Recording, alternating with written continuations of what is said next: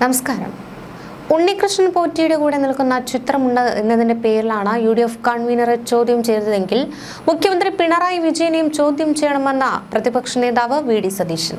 പിണറായി വിജയന്റെ കൂടെ പോറ്റി നിൽക്കുന്ന ഫോട്ടോ ഉണ്ടെന്നും സതീശൻ വാർത്താ സമ്മേളനത്തിൽ പറഞ്ഞു. ഉണ്ണികൃഷ്ണൻ പോറ്റി കള്ളനാണെന്ന് പുറത്തുവരുന്നതിന് മുൻപ് എടുത്ത ഫോട്ടോയാണിത്. കള്ളനാണെന്ന് അറിഞ്ഞിരുന്നെങ്കിൽ മുഖ്യമന്ത്രി ഒപ്പം നിന്ന് ഫോട്ടോ എടുക്കുമായിരുന്നു. സ്വർണം കെട്ടത് ആരാണെന്ന് കേരളത്തിലെ ജനങ്ങൾക്കറിയാം. ടൂറിസം മന്ത്രി ബ്ലോഗറായ ഒരു സ്ത്രീയെ കൊണ്ടുവന്ന് പ്രചാരണം നടത്തി. പിന്നീടാണ് അവർ ചാര വനിതയാണെന്ന് അറിഞ്ഞത്. അവർ ചാരയാണെന്ന് അറിഞ്ഞിരുന്നെങ്കിൽ മന്ത്രി റിയാസ് കൊണ്ടുവരില്ല എന്ന് ഞാൻ നിലപാടെടുത്തു. അതോടെ ആ വിവാദം അവസാനിച്ചു. നമ്മുടെ തോളിൽ കൈയിട്ട് പലരും ഫോട്ടോ എടുക്കാൻ വരും. പിന്നീട് ഇവരുമായി അടുത്ത ബന്ധം എന്ന നിലയിലായിരിക്കും പ്രചരിക്കുന്നത്. ഇങ്ങനെയുള്ള കാര്യങ്ങളിൽ അന്തസ്സ് കാണിക്കണം. സ്വർണം കെട്ട 3 CPM നേതാക്കന്മാർ ജയിലിൽ കിടക്കുന്നു. അവർക്കെതിരെ നടപടിയില്ല. അതേസമയം പയ്യന്നൂരിൽ ധനരാജ് ഫണ്ട് തട്ടിയെടുത്തു എന്ന് ചൂണ്ടിക്കാണിച്ച കുഞ്ഞികൃഷ്ണനെ പാർട്ടി പുറത്താക്കി. ഇനിയൊരു തുടർഭരണം നല്ലതല്ല എന്നാണ് കവി സച്ചിദാനന്ദന്റെ അഭിപ്രായം. നല്ല കമ്മ്യൂണിസ്റ്റുകാരും ഇടതുപക്ഷ സഹയാത്രികരും തുടർഭരണം വേണമെന്ന് ആഗ്രഹിക്കുന്നില്ല. ന്യൂനപക്ഷ അരക്ഷിതാവസ്ഥയിലാണ്.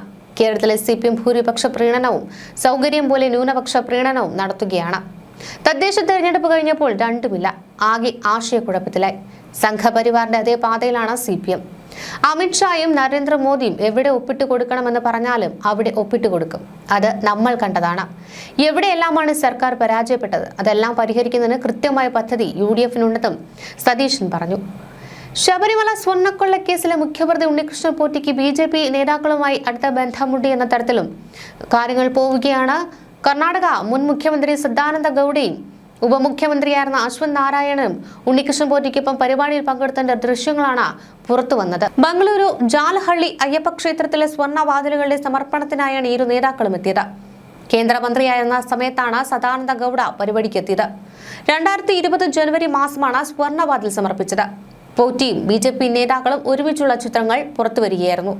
2020-21 കാലഘട്ടത്തിലെ ചിത്രമാണിത്. കർണാടകയുടെ മുൻ മുഖ്യമന്ത്രിയും BJP സംസ്ഥാന അധ്യക്ഷനുമായിരുന്ന സദാനന്ദ ഗൌഡ പോറ്റിക്കൊപ്പം പരിപാടിയിൽ പങ്കെടുക്കുമ്പോൾ കേന്ദ്രമന്ത്രി കൂടിയായിരുന്നു. ഉപമുഖ്യമന്ത്രി ആയിരിക്കുന്ന സമയത്താണ് അശ്വന്ത് നാരായൺ പോറ്റിക്കൊപ്പം പരിപാടിയിൽ പങ്കെടുത്തത്. മണിക്കൂറുകളോളം ഇരു നേതാക്കളും പരിപാടിയിൽ പങ്കെടുത്തു. കോൺഗ്രസ് നേതാവ് സോണിയാഗാന്ധി, UDF കൺവീനറും കോൺഗ്രസ് MP-യുമായ അടൂർ പ്രകാശ്, CPIM നേതാവും മുൻ മന്ത്രിയുമായ കടകംപള്ളി സുരേന്ദ്രൻ തുടങ്ങിയ നേതാക്കൾക്കൊപ്പമുള്ള ഉണ്ണികൃഷ്ണൻ പോറ്റിയുടെ ചിത്രങ്ങൾ പുറത്തു വന്നിരുന്നു. കടകംപള്ളി സുരേന്ദ്രൻ ഉണ്ണികൃഷ്ണൻ പോറ്റിയുടെ വീട്ടിൽ നിരവധി തവണ വന്നിരുന്നു എന്നുള്ള തെളിവുകളാണ് പുറത്തു വന്നത്.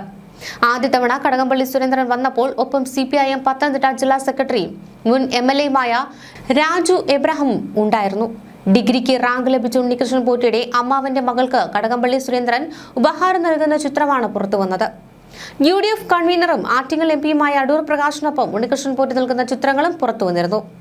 അടൂർ പ്രകാശിനെ താൻ സ്പോൺസർ ചെയ്ത സദ്യ ഉദ്ഘാടനം ചെയ്യുവാൻ പോറ്റി ശബരിമലയിൽ എത്തിച്ചിരുന്നു.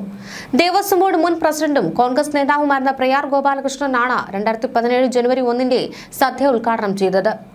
ഉണ്ണികൃഷ്ണൻ പോറ്റിയുടെ സഹോദരിയുടെ വെഞ്ഞാറമൂടിലെ വീട്ടിൽ പോയിട്ടുണ്ടെന്നും അടൂർ പ്രകാശ് ഒരിക്കൽ വെളിപ്പെടുത്തിയിരുന്നു.